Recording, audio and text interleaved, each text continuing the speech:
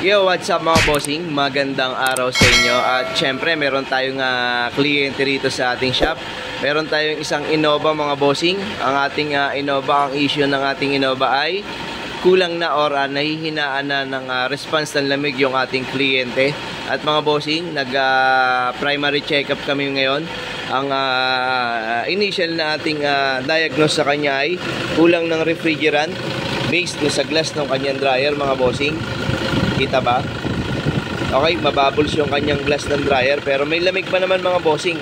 Hindi lang talaga ganun katindi at saka patay sindi na rin kaagad ang ating thermostat mga bossing. Meron siyang reading na mababa sa 40, 150 yung ating high side mga bossing. Ang oras natin mga 7 lampas pa lang, wala pang alas 8. Okay, kaya ang offer natin sa ating kliyente mga bossing dahil nakita natin kulang ng refrigerant. So ang last na gawa ay 2022 pa. Nag-offer tayo ng trabaho na i-pull out lahat ng buong system. Parang ipi-PMS natin yung ating aircon. Check upin lahat magmula kay compressor, condenser, dalawang evaporator kung anong makikita natin sa kanyang problema. At kung may leak, kailangan natin siyang palitan or kung anong kailangan gawin sa leak, kailangan natin siyang i-fix o i-seal mga bossing, no? So 2014 model yung ating Innova. Yun yung last na gawa 2022. So yun lang naman yung pinakang main concern ng ating kliyente, hindi siya ganong kalamig or natatabangan siya sa lamig mga bossing, lalo na siguro sa tanghali, no? Tingnan natin yung lamig sa loob mga bossing kasi nilagyan natin ng thermometer. Pero yan yung kanya reading mga bossing, mababa sa 40, 150 yung ating high side. At ang lamig sa loob ay ganitong oras mga bossing, may lamig naman siya. Lamig niya ay volume muna ng radyo, hinaan natin.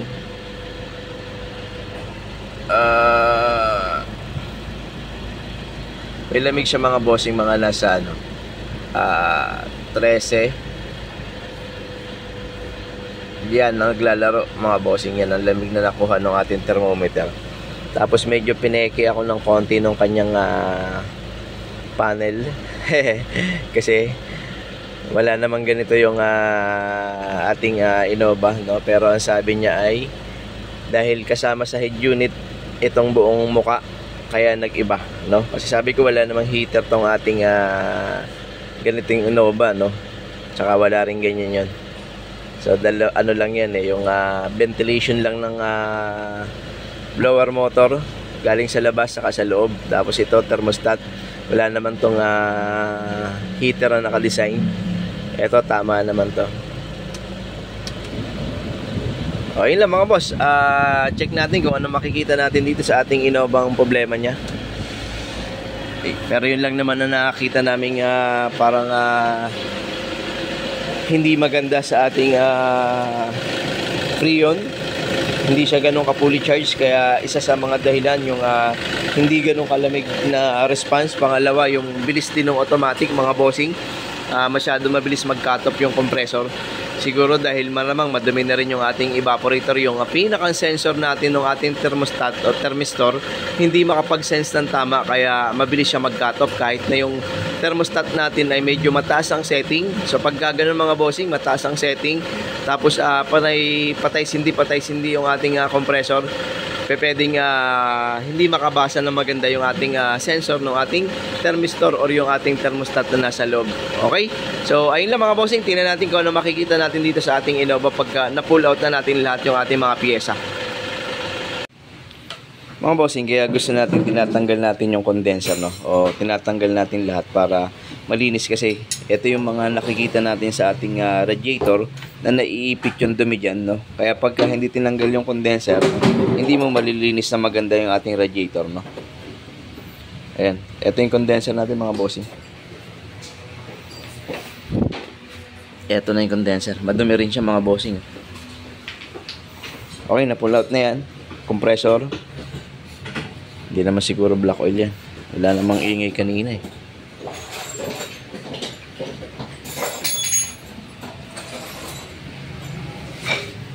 Ano brother, ayos na?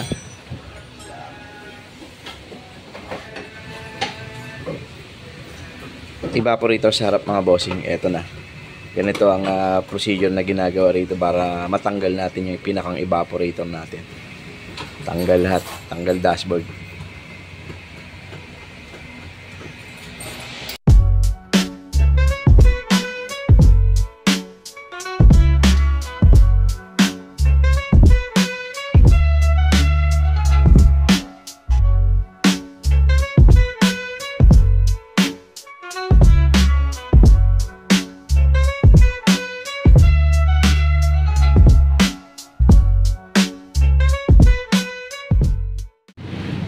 Mga bossing, leak test tayo dun sa ating evaporator. Meron tayong 200 PSI harap na evaporator mga bossing. Negative naman magpakita ng leak. Pero ipapainal natin yung mamaya pagka na-flashing natin yung loob ng ating evaporator mga bossing, no? Minsan kasi nagtatago lang siya pag meron siyang langis na medyo matigas-tigas na bumabara dun sa ating butas mga bossing. Pero ito daw yung bagong palit 2022 harapan mga bossing. Mukha namang bago pa, no? At yung likuran ay yung condition hindi na maganda, papakita natin sa inyo. Pero tong harapan negative mga bossing. Ayun, ano ba yun? Hangin lang.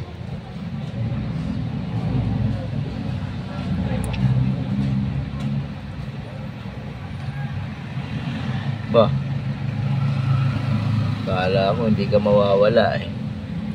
Hangin lang mga bossing. Meron kasing foam dito sa gilid, naipon yung hangin. Kasi pag hindi nawala yung bubbles na sunod-sunod na yun, may leak yan mga boss. So nawala naman yung bubbles na yun. Okay, negative to. Final natin mamaya pag na-flashing na natin. Ito yung ating rear evaporator mga bossing. Ito yung original pa, no? Hindi pa to napapalitan kasi yung mga barcode ng original nandiyan pa mga bossing. Ayan, UP-UP na to. So niligtas din naman, wala namang nakitang leak, pero advice natin sa kliyente magpalit na lang ng panibago kasi baka mamaya after mga ilang linggo lumabas yung sira o lumabas yung butas, kawawa naman, no? Balik na naman, gastos na naman tayo ng panibagong labor saka free yun. So advice na natin to palitan ng panibago. Mga bossing, compressor natin na ibaba na rin natin, no? So meron kaming isang napansin din do sa ating pulley bearing natin mga bossing, may konti ng play o may konti ng ingay pati, no? So may wiggle na yung ating bearing. So palitan natin ng panibagong bearing para mahabol pa natin kasi mga bossing, ang nagiging problema nitong ating mga sanden kasi ito mga boss, dito yung denso natin. Itong sanden kasi natin mga bossing, pag nag-stack up yung bearing natin, kinakayod yung shafting, yung inuupuan ng ating bearing. So pagka kinayod na niya yun, kahit magpalit ka na ng panibagong bearing at pulley bearing o buong assembly na yan, hindi na yan uubra dahil may tama na yung shafting. So ngayon pa lang, asikasuhin na natin, no? At napagkasunduan na naman namin ng kliyente na magpalit kami ng panibagong bearing. Okay, so yun lang. Iniisa-isa natin mga bossing, no? Kumbaga lahat tinitingnan natin yung mga pwedeng maging problema na susunod para kung kaya natin ngayong unahan na natin kasi sayang buong compressor to mga boss pagka nasira tong ating shafting. May remedyong isa, pinapa-isliban sa machine shop para maibalik yung kinain ng bearing, pero hihina na yung pinakang shafting natin dahil mababawasan na siya. Okay? Mga bossing, ito yung sinasabi ko sa inyo na shafting na pagka kinain ng ating bearing, mga bossing, wala na tayong magagawa kundi palitan na ng panibagong ulo or buong compressor na yan mga boss. Ayan o, nagsisimula na siya mga bossing. May konti na siyang palatandaan na medyo sumasabit na ng konti sa kanya, no? Ibig sabihin, parang gumagalaw na yung ating inner ng bearing natin, no? Yung pinakang kumakapit na bearing dito, kaya parang may kayod na ng konti. So pag hindi natin naalalayan itong mga bossing, wala na, magdedire-diretso yan hanggang sa maubos niya to or makain niya ng gusto, magkakaroon na ng wiggle yung pulley natin. Pag nag-wiggle na yon, dahil may magnetic clutch, itong magnetic clutch sa itong mga bossing, tatama dyan yung pulley, magiging grounded yung magnetic clutch. Kaya napaka-importante ng na-check lahat, no? Lalo na kung magbe-base kayo sa year model. Pangalawa mga bossing, malapit na. Wala nang langis eh. Kahit konti, wala man lang tumulo na langis. At yung valve nga natin, nakitaan natin siya na medyo may pagka-gray na yung langis. Ayan, oh. So hindi na siya kulay puti, kulay dilaw, kulay pula, kundi may pagka-gray na ng konti. Kaya pag hindi natin naalalayan yan, imbis na tatagal pa yung compressor, konti na lang ang magiging buhay, no?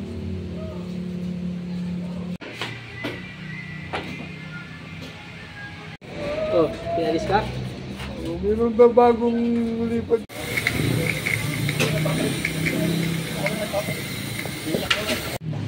Mga boss, ito na yung ating pulley bearing. Mga bossing, kaya hindi ko siya in-advise na magpalit ng buong pulley assembly kasi matino pa yung kanyang pulley.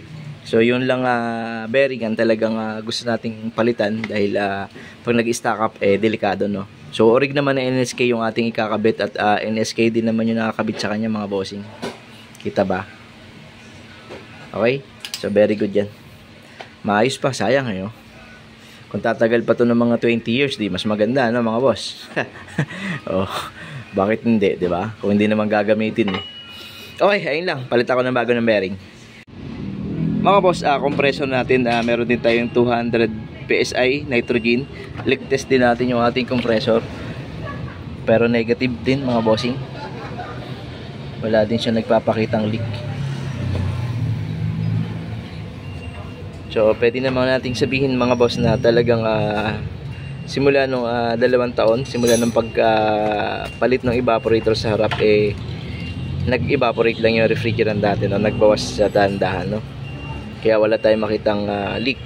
Maliban na lang yung nasa evaporator natin sa likod na masama na ang kondisyon mga bossing. Wala naman eh, oh. Malabo lang yung tubig. Malabo lang yung tubig natin mga bossing. Pagpasensyahan nyo na. Pero dito naman sa amin, kita naman namin mga bossing. Okay. Mga bossing, okay na yung ating compressor. Wala na nung sinasabi nating nagwiwiggle, no? Wala na siya. At maganda na rin yung ikot ng ating pulley. At syempre, lalagyan na natin siya ng langis niya mga bossing. Okay, very good.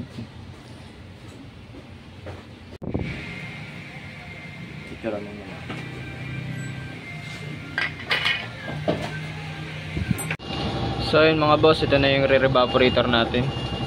Siyempre kahit bago, liligtas pa rin natin. Kahit pa may pressure yan nung binuksan natin. Kailangan pa natin double check. Pero wala naman. Mga bossing, nailagay na natin yung ating mga pyesa. Compressor, nakakabit na. Condenser, bago na receiver dryer niyan mga bossing. Dalawang evaporator, nakakabit na rin. At naglagay na kami ng ating nitrogen. Leak test tayo, 225 PSI. Mga bossing, yun ang inabot ng nitrogen natin. Leak test na tayo. At kung anong maganda sa ginawa natin mga bossing, ay ang maganda lang na nakita ko, napalitan natin yung bearing ng compressor, evaporator sa likuran na hindi naman nagpakita kung may singaw o wala, pero pinalitan na natin at nalinis natin yung ating condenser na maganda, no? Nabrush nyo ba yung radiator nito? Tapos mamaya pagbaba i-pressurize nyo ulit, ha, para doble. Okay, so leak test kami mga bossing, tapos load kami ng refrigerant pag wala na kaming nakita. At syempre mga bossing, kung kaya nyo tagal lang mag-vacuum ng system, mas maganda kung mas matagal mag-vacuum para yung ating hangin na nilagay sa loob ay wala tayong matitira mga bossing, para walang bubbles dun sa ating system pag niload natin yung ating refrigerant, syempre mga bossing. Kaya pinakamatagal na vacuum, kung kaya nyo mag-vacuum na matagal, gawin lang natin, no? O vacuum lang mga bossing, tas load kami ng free yun. Mga bossing, nakapag-load na tayo ng refrigerant. Meron tayong reading 32 ang low side, 150 ang high side mga bossing, no? So medyo malamig pa, nag-automatic naman kahit nakasagat. Medyo malamig pa yung condenser natin mga bossing. Testing tayo ng lamig sa loob. Okay, testing tayo ng lamig. Yeah, kanina ang lamig nito ay parang mga nasa 12 o 13 mga bossing. Ngayon meron naman siyang lamig na mga nasa 8 mga bossing. Ayan, mababa sa 8. Bumababa naman pagka nag-automatic, tumataas ng konti. Okay, so medyo malaki naman ang in-improve ng lamig. Yun ay dahil na fully charge natin yung refrigerant. Nagmamoist na rin mga bossing. Pero syempre walang araw. Bakit ba hindi tayo tinututukan ng araw dito ngayon? Mga ilang linggo na tayong hindi nakakita ng ganong katinding sikat ng araw dito mga bossing. So yun, yun ang lamig. At number 3, halos number 3 yung hangin mga bossing. Thermostat nya, walang heater to naka-full pero nag-automatic. Ito hindi rin to, pang modelo kasi may nagbabibrate pag nag-automatic dahil nakatingala. Okay, so magte-testing lang kami mga bossing. Ngayon tumataas pag nag-automatic, pumapalo ng G's, tapos bababa siya pag bumalik na yung ating compressor. Yan, pababa na ulit siya mga bossing. Okay, mga bossing, pagka masyadong mabilis mag-automatic, no, magtaas lang kayo ng konti. Kasi minsan kasi yung ating thermistor ay tumatanda rin, no, kaya yung pagbabasa niya doon sa kanyang sinesense na lamig ay nagbabago rin, no. Kaya kung masyadong mabilis mag-automatic, adjust lang kayo ng konti. Ngayon kung komportable naman kayo sa lamig ng mga binibigay ng 3/4, okay na sa inyo yun, nasa inyo setting yan, no. Wag lang hindi mag-automatic mga boss, no. Wag lang hindi mag-automatic. Ayun, obserbahan lang namin to at wala namang ganun ka-special na nakita tayo rito. Ang maganda lang ay naunahan natin yung mga kailangan unahan. Sino sila? Evaporator, kung bibigay, naunahan na natin palitan. Pero mga bossing advice yun sa amin at pabor din naman sa amin yung pag hindi natin pinalitan. Kasi bakit? Kung bibigay siya pakalipas ng mga ilang linggo, ilang buwan, balik ulit kayo sa amin. Papagawa ulit kayo, bayad ulit kayo labor, pre-on, pyesa ulit, no?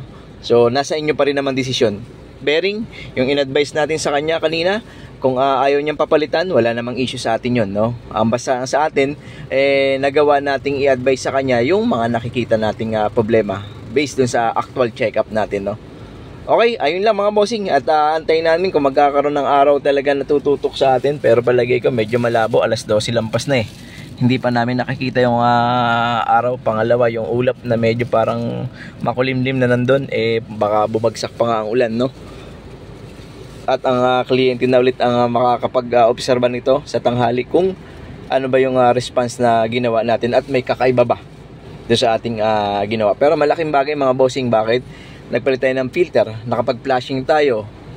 Ano pang iisipin natin, nasa tama pa naman yung pump ng compressor. So palagay ko naman very good at laban ito pagdating ng summer, no?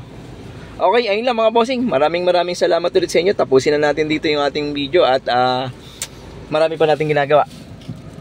Meron tayo ditong Everest at meron pa rin tayo dun mga bossing na isang Ford Escape ata yun. So tapusin na natin dito at pa-obserbahan na lang natin sa ating kliyente.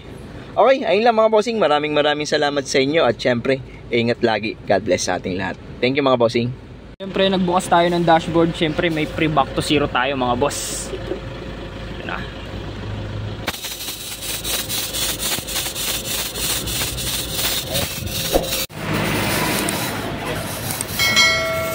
Close.